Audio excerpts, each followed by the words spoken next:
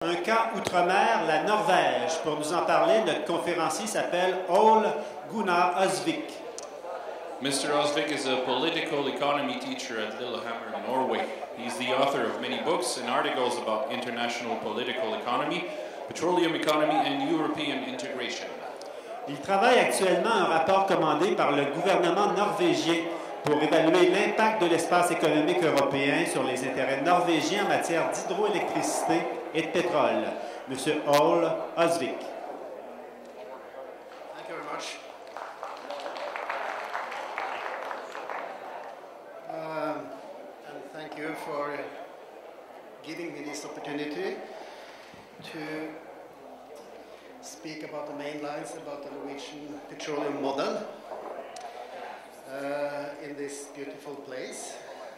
I think Norway and this area has some common features in terms of spread population, climate, environmental issues, and I hope maybe I can add some tips from our experiences in terms of economic and political experiences that we have made during our period as oil and gas nation.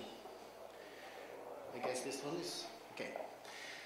My main outline is quite simple. I think I should tell a few words about what is Norway as an oil and gas nation.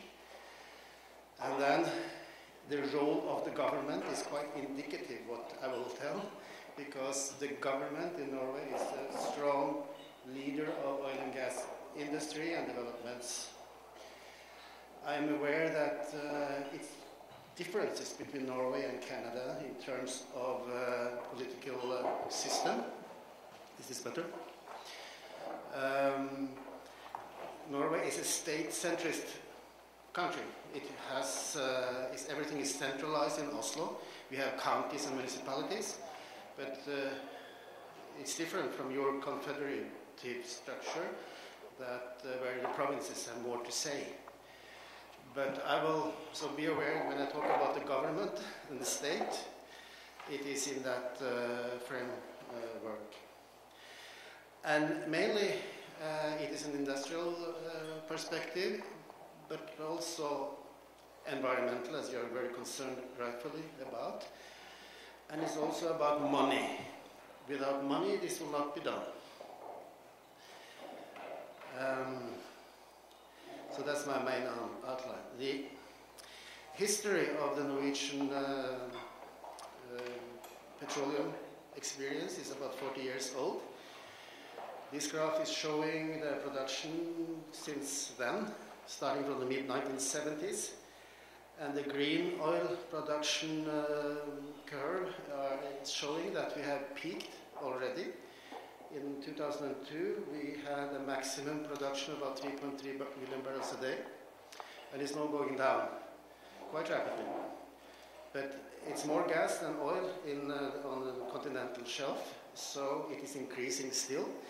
And the combined oil and gas production has not yet peaked, but it's about flattening out, and is expected to go down in 10 years, 20 years. So, in spite of the oil peak, we have a long future still as a mature oil and gas province now. Norway is further to the north than you are, but the climate is quite similar, at least in the north, and we are very dependent on the sea. More than 60% of our export revenues comes from the sea, like fisheries, shipping, and first of all, oil and gas. At the same time, we are very few people. It's less, we are 5 million people, less than Quebec, I think, and it's about 1% of the population in the European Union. And less than 1 promille of the world. So we are not a superpower. We had to adjust in the big world. But we have a very high per capita income, and now one of the richest states in the world. If you look at this map, you see that the territory that Norway has to do with is much larger in sea than on land. And most of the pointers, okay, in the Norwegian, in the economic zone, all of the oil and gas activities has gone on so far, which is about 200 miles outside of the coastline. Most of the production has been taking place in the south, where the British are also producing. And some of the fields are split with the British. So we have an arrangement with them, which was very important to make before we started. It was made in the 1970s, before everything was actually done. How this shall be done. Recently, we have for a long time also have a disputed borderline with Russia in the north. And the yellow line sign on the map now is actually an agreement made with them quite recently, and the Russian Duma has ratified it last week, I think. Meaning that the exploration of oil and gas more easily will go to the north. An arrangement of split fields. Everything is not official in this agreement yet, but I think it's quite sure that the arrangement in split fields are made in the same way as we have with the British. And it's other areas which are juridically not totally clarified, like in Spitsbergen and other areas. So, to do oil and gas business, Norway have a long experience that the law of the sea and other laws and negotiations, long-term processes, is a very important part of the whole issue. In this period of time, we are also grown not from only the tiny population, we are insignificant in terms of population, but to be quite significant in terms of oil and gas exports. And as you see to the left, Norwegian production is not that far from Canadian production, and actually we are the second largest gas exporter in the world, passing Canada in 2-3 years ago. So this is the oil market and the gas market. We are actually quite significant, which is a challenge in itself, being a small nation. At the same time, if you look at this text below the graphs, we have an RP ratio, which means if we continue the production in the same speed as we do today, compared to the reserves that we know as proven, we will be empty in less than 10 years. And these figures you can find in all kinds of statistics, but they're of course always wrong. The United States had a RP ratio for less than 10 years for the last 40 years. So it's always upgraded. But it is important to note that Saudi Arabia has an RP ratio of more than 100 years, the world's largest producer, meaning that Norway, the US, Canada, and others are exploiting the most expensive and marginal resources in the world, and the world is actually getting more and more dependent on cheap resources from the Middle East, even if you start produce already. In terms of economic dependency, Norway is not as dependent as other oil and gas rich countries are.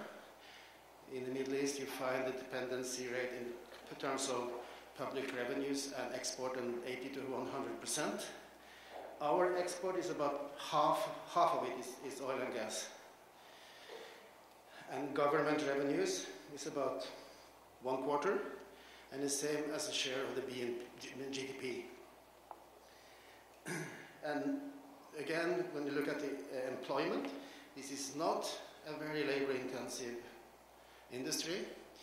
It's about a bit more than 20,000 people in Norway employed directly in this huge sector. And if you add the derived activities like supply industry and such things, you will reach some 80,000, so more people, but still this is just a few small percentages of the total workforce. So this is a very capital intensive industry. You see it's taking about 1/4 of all investments in Norway. But it's very labor extensive. So the employment effects of this sector is not as significant as you may think from the outset. How did we get there? When we found the oil in the 1960s, that's a bit more than 40 years ago, we had no knowledge about this industry. We had a shipping industry, that's all. After finding the first drilling successfully, the first field, then the parliament sat down and said that this big industry and all this money we want to control. So it made, right from the Bible, 10 commandments, 10 oil commandments. I think it's the first time they're written in French to guide how it should be dealt with. That was in 1971. And the point with these commandments was to make a vision that these resources should benefit the whole nation. And in order to benefit a nation, the state is the one representing the nation. These are the commandments, and I shall not read all of them. I don't know how to point with this thing, but if you look at, for instance, number 7, the state, how do I do it?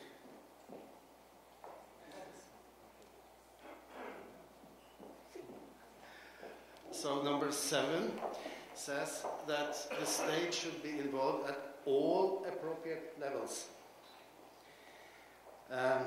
It should be a national management and control. It should develop new industries. Should establish a state-owned oil company.